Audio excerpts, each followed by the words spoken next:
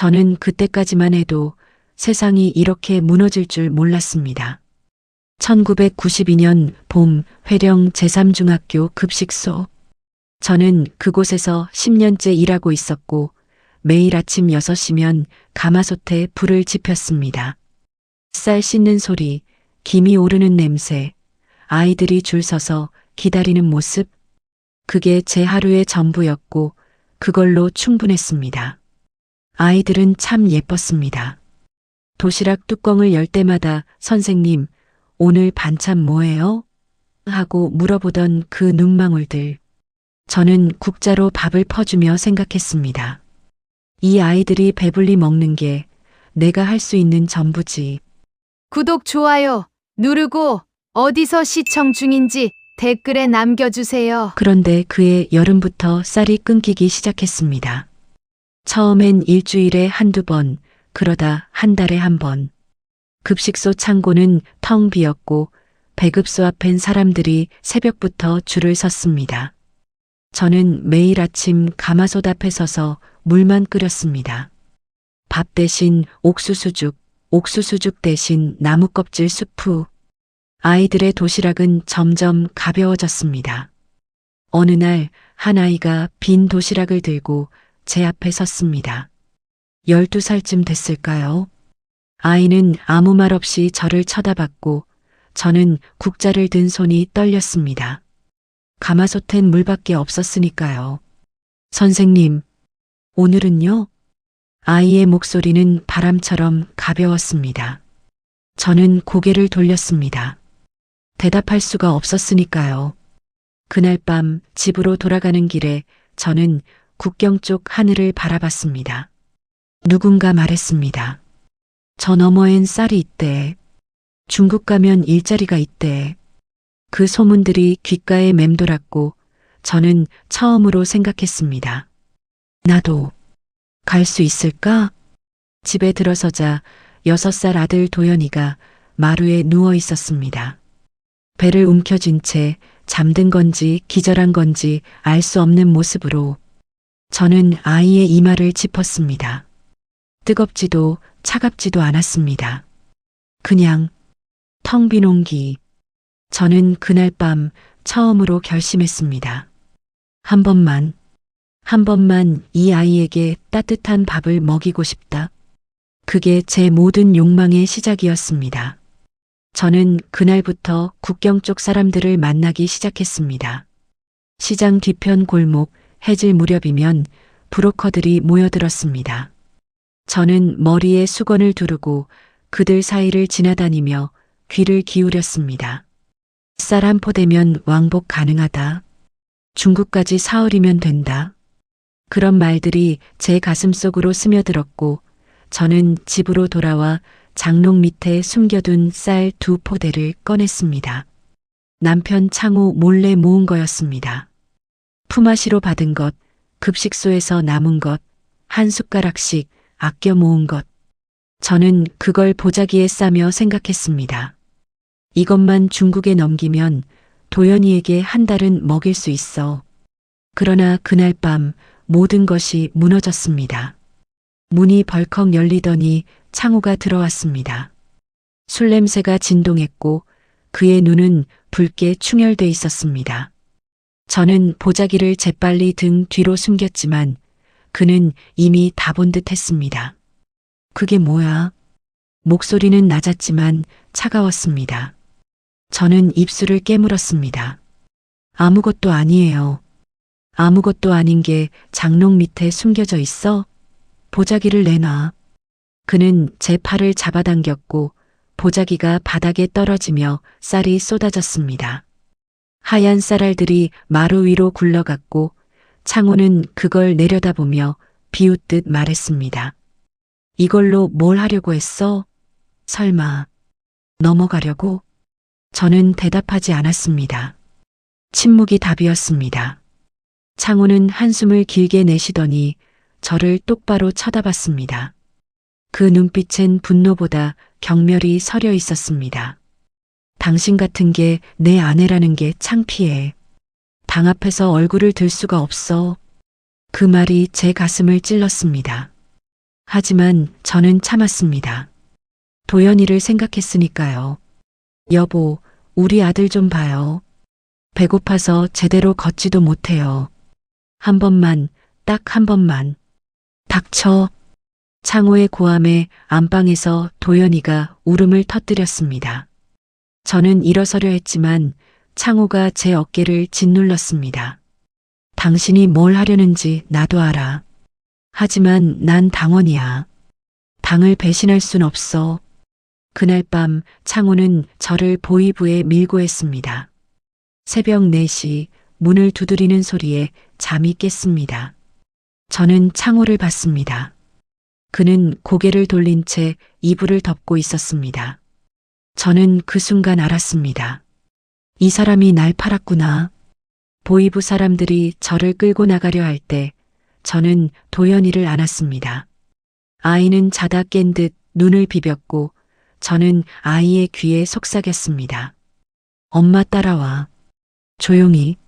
저는 뒷문으로 빠져나갔습니다. 어둠 속에서 저와 도연이는 골목을 달렸고 뒤에선 고함 소리가 따라왔습니다. 저는 뒤를 돌아보지 않았습니다. 국경으로 가는 길. 그게 저희 모자에게 남은 유일한 선택이었습니다. 압록강은 얼어붙어 있었습니다. 국경까지 사흘이 걸렸습니다. 저희는 산길을 타고 마을을 피해 걸었고 도연이는 제 등에 엎여 있었습니다. 아이의 숨소리만이 제 귓가에 닿았고 저는 한 걸음 한 걸음 앞으로 나아갔습니다. 발바닥엔 물집이 터졌고 입술은 갈라졌지만 멈출 수 없었습니다. 살아야 한다. 우리는 살아야 한다. 그 문장 하나로 저는 버텼습니다. 셋째 날 밤 저희는 강가에 도착했습니다. 브로커가 말했던 그 지점. 갈대숲 뒤편에서 저는 강을 내려다봤습니다. 달빛 아래 하얗게 얼어붙은 강물. 그 너머가 중국이었습니다. 브로커는 어둠 속에서 나타나 저를 쳐다봤습니다. 40줄로 보이는 남자. 그는 담배를 피우며 물었습니다. 혼자야? 아들이 있어요. 애까지 데려가려고? 미쳤어. 저는 도연이를 더욱 꽉 안았습니다. 브로커는 한숨을 쉬며 강을 가리켰습니다. 저기 보여? 저 얼음 위로 걸어가는 거야. 중간쯤 가면 금이 가 있어. 조심해. 빠지면 끝이야. 그는 쌀 한 포대를 받아들고 사라졌습니다. 저는 혼자 남았습니다. 도연이와 단둘이 강 앞에서 바람이 불었습니다. 칼날처럼 차가운 바람. 저는 도연이를 내려놓고 무릎을 꿇었습니다. 아이의 두 손을 꽉 잡고 눈을 마주쳤습니다. 도연아, 엄마 말 잘 들어야 해.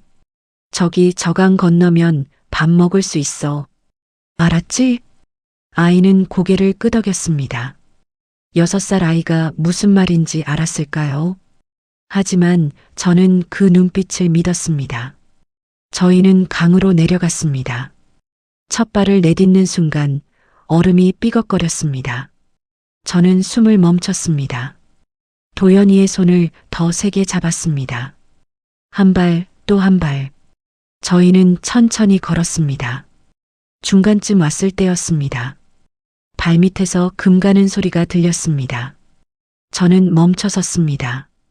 달빛 아래 얼음 표면에 실금이 보였습니다. 가늘게 하지만 분명하게. 엄마. 도연이의 목소리가 떨렸습니다.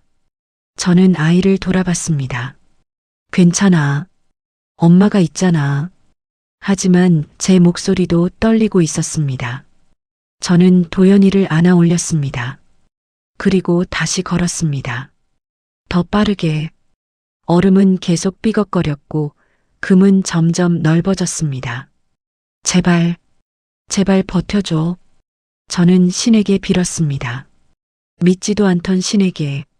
그 순간만큼은 간절했습니다. 그리고 마침내 저희는 강을 건넜습니다. 반대편 강둑에 발을 디딘 순간 저는 그대로 주저앉았습니다. 도연이를 품에 안은 채 아이는 울지 않았습니다. 저도 울지 않았습니다. 다만 숨을 쉬었습니다.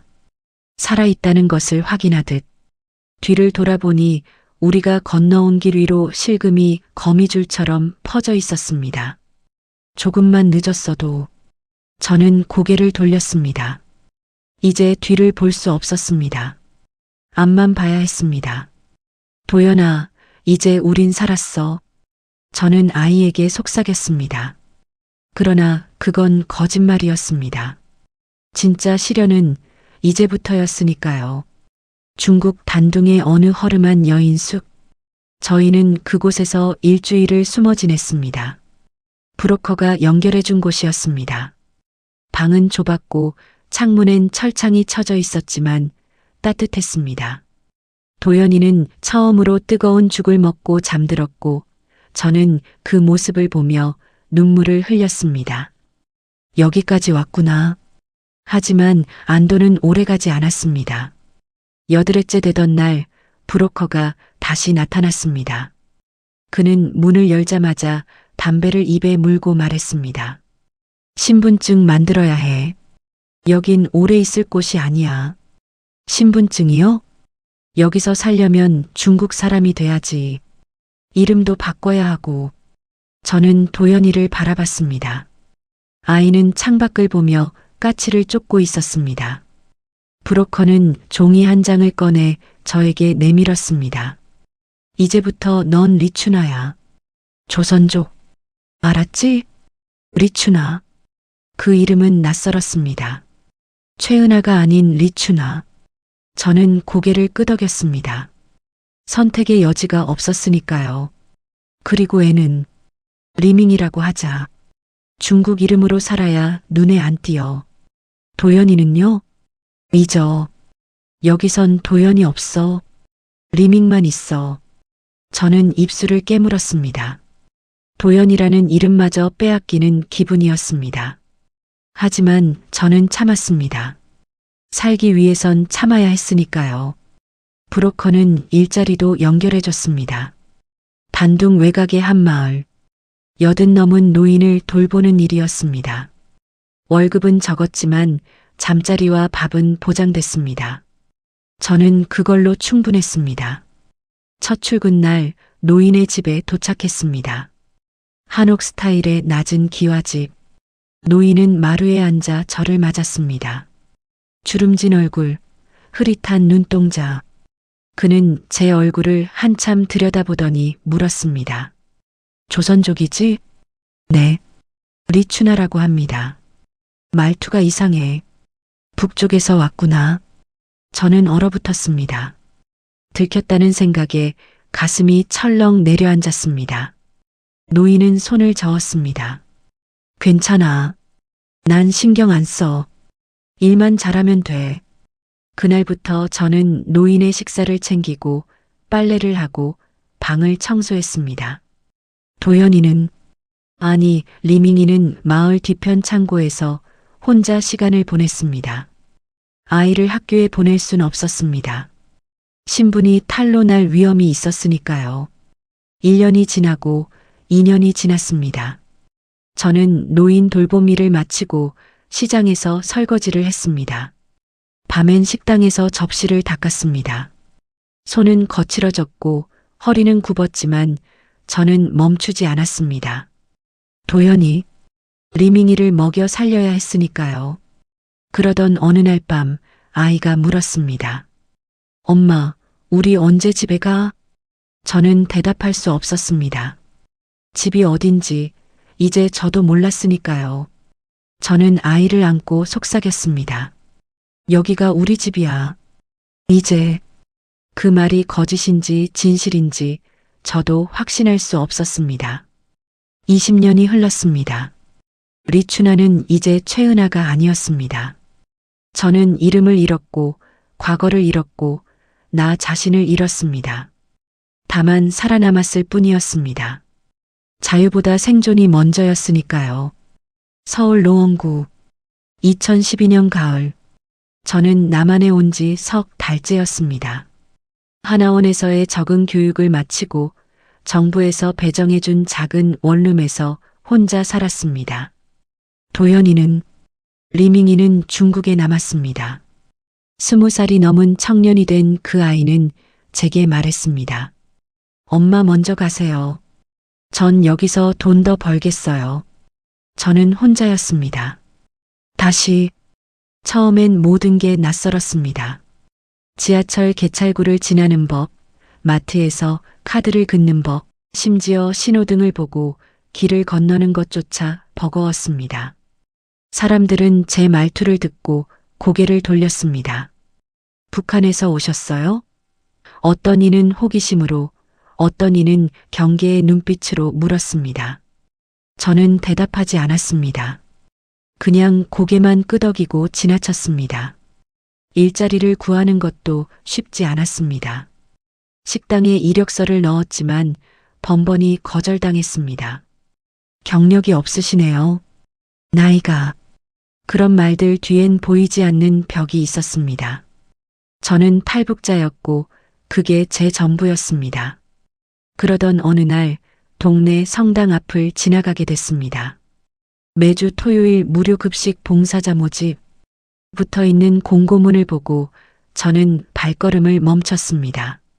급식. 그 단어가 제 안에 뭔가를 건드렸습니다.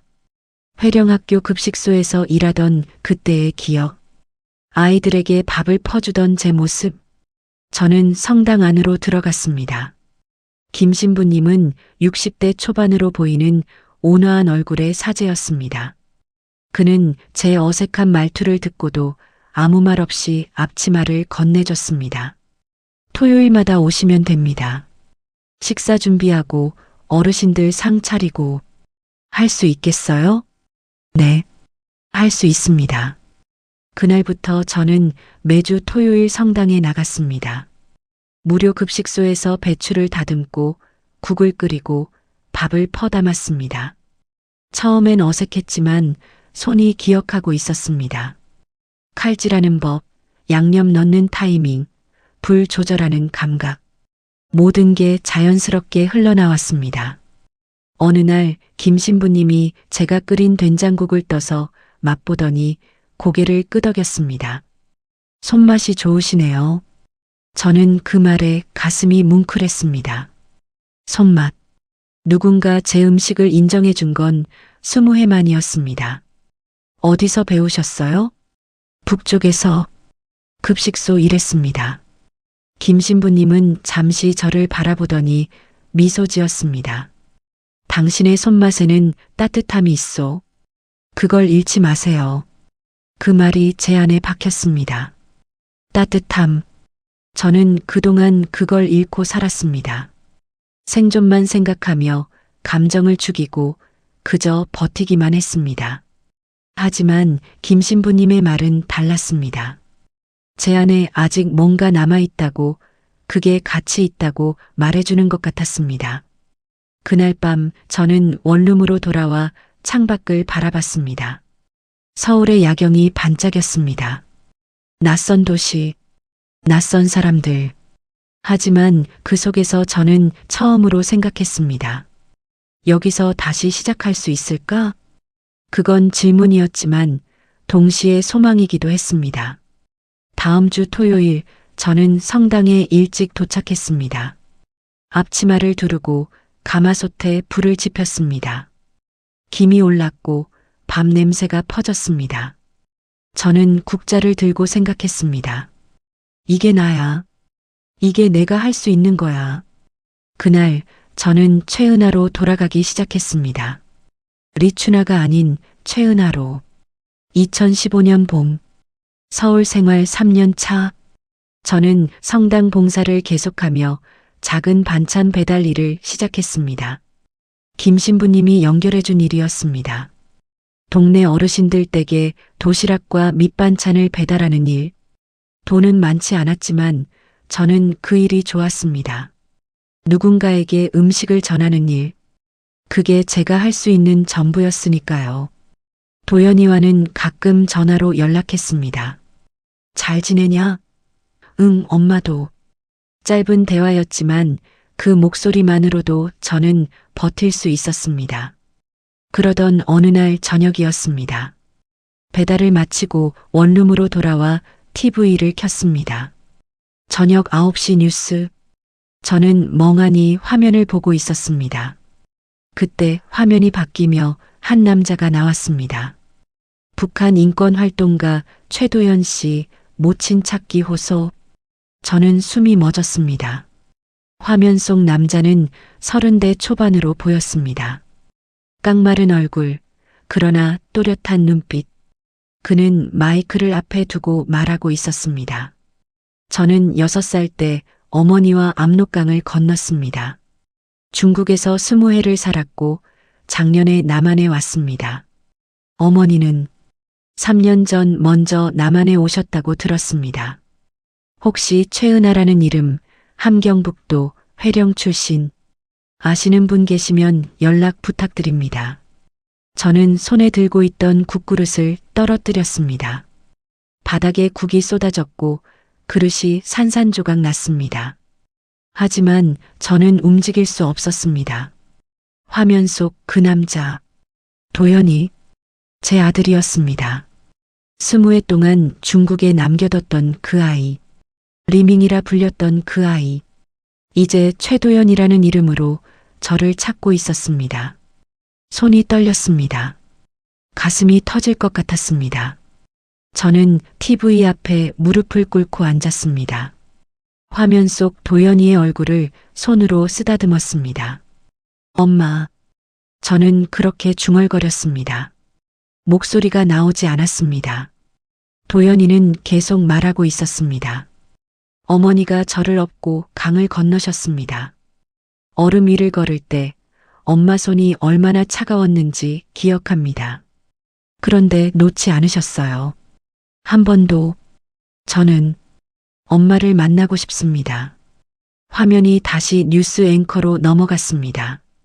저는 그대로 주저앉았습니다. 20해. 20해를 버텨왔던 시간이 한순간에 무너져 내렸습니다. 내가 뭘 했지? 저는 아이를 중국에 남겨두고 혼자 왔습니다. 더 나은 삶을 준비하려고, 먼저 자리를 잡으려고. 그렇게 말했지만 사실은 도망친 거였습니다. 리추나로 사는 게 너무 지쳐서 최은하로 돌아가고 싶어서. 그 사이 아이는 혼자 남았습니다. 저는 바닥에 쏟아진 국물을 바라봤습니다. 뜨겁던 국은 이미 식어 있었습니다. 저는 걸레로 국물을 닦으며 눈물을 흘렸습니다. 미안해. 도연아. 엄마가 너무 미안해. 다음 날 저는 방송국에 전화했습니다. 떨리는 손으로 번호를 눌렀고 안내 멘트가 흘러나왔습니다. 북한 인권 관련 제보는. 저는 끊지 못했습니다. 수화기를 귀에 대고 숨만 쉬었습니다. 내가 전화하면 도연이는 날 용서할까? 두려웠습니다. 20해를 버려둔 엄마를 그 아이가 받아줄까? 저는 수화기를 내려놓았습니다. 그날 밤 잠들지 못했습니다. 창밖을 보며 생각했습니다. 도연이는 이제 어른이 되었고 저를 찾고 있었습니다. 그렇다면 저도 용기를 내야 했습니다. 20해 전 압록강을 건넜던 그 용기로 저는 일기장을 펼쳤습니다. 그리고 적었습니다. 내일 전화한다. 이번엔 놓지 않겠다. 전화는 생각보다 간단했습니다. 저는 다음 날 아침 방송국에 전화를 걸었고 담당자는 제 이름을 듣자마자 목소리를 높였습니다. 최은하 씨 맞으시죠? 잠시만요. 바로 연결해 드릴게요. 몇 초의 정적 후 익숙한 목소리가 들려왔습니다. 여보세요? 도연이었습니다.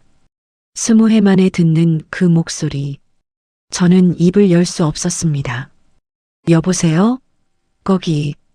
누구세요? 도연아? 제 목소리는 떨렸습니다.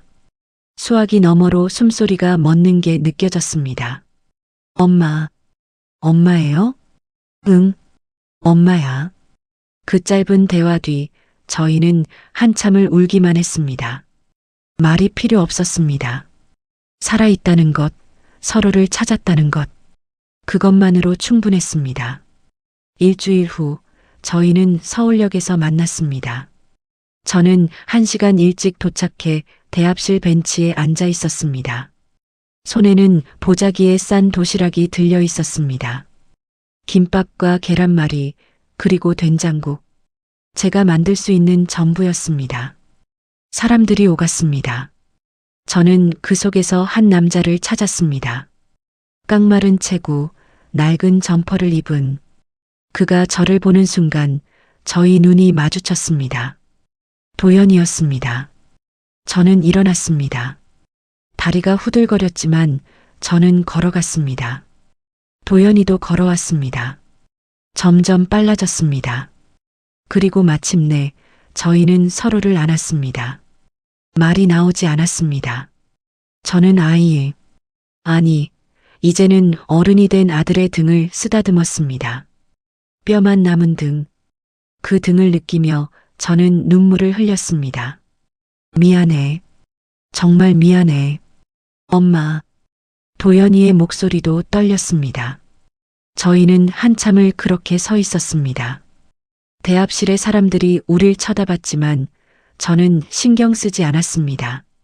벤치에 앉아 저는 보자기를 풀었습니다. 도시락을 꺼내 도연이 앞에 놓았습니다. 먹어. 엄마가 만든 거야. 도연이는 김밥을 집어들었습니다. 한 입 베어 물더니 그대로 멈췄습니다. 눈물이 뚝뚝 떨어졌습니다. 이 맛, 기억나요? 엄마가 회령에서 싸줬던 그 맛. 저도 울었습니다. 20해 전 그날 밤 도연이를 업고 집을 나설 때 챙겼던 주먹밥. 그 맛을 아이가 기억하고 있었습니다. 엄마, 왜 나를 두고 가셨어요? 도연이가 물었습니다. 저는 대답할 수 없었습니다. 변명할 수도 없었습니다. 미안해. 엄마가 너무 지쳐서 리추나로 사는 게 너무 힘들어서 도망친 거야. 전 엄마를 원망했어요. 3년 동안 왜 연락도 없나? 왜 찾지 않나? 근데 도연이는 제 손을 잡았습니다. 오늘 엄마 보니까 알겠어요. 엄마도 힘드셨구나. 저는 아들의 손을 꽉 잡았습니다. 6살 때 압록강을 건널 때처럼. 하지만 이번엔 손이 차갑지 않았습니다. 따뜻했습니다. 도연아, 우리 이제 어떻게 하지? 엄마, 다시 시작해요. 도연이는 저를 똑바로 쳐다봤습니다. 이제 그 강을 다시 건넙시다. 이번엔 함께요. 뒤돌아보지 말고.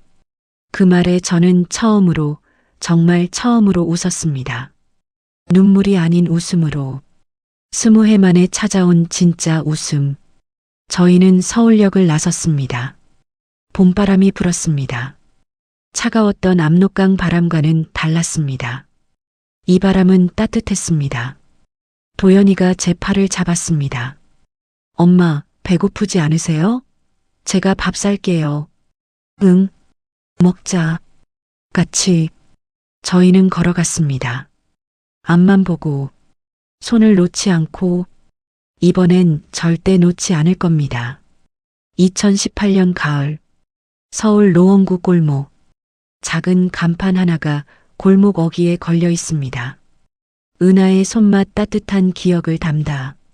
저는 그 간판 아래 서서 가게 안을 바라봤습니다.